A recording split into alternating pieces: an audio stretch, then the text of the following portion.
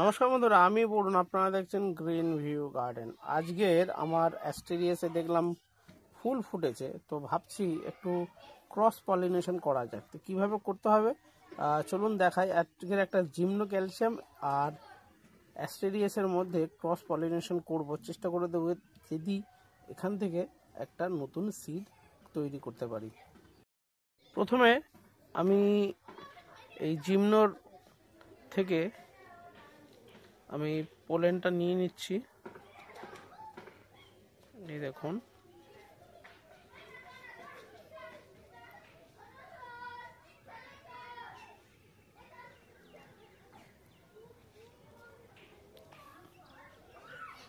এই দেখুন।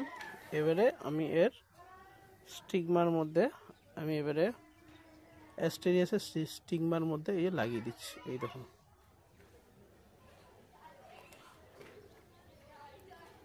নেক্সট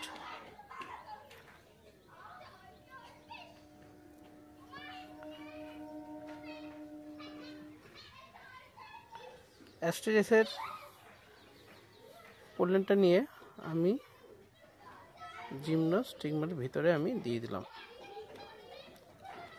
দেখা যাক সিড থাকে কিনা সেটা দেখতে হবে। যদি সিড পটটা যদি ঠিকঠাক থাকে তাহলে কিন্তু আমি একটা নতুন সিড পেয়ে যাব। আর যদি সিড পট নষ্ট হয়ে যায় তাহলে কিছু করার নেই, আবার চেষ্টা করব।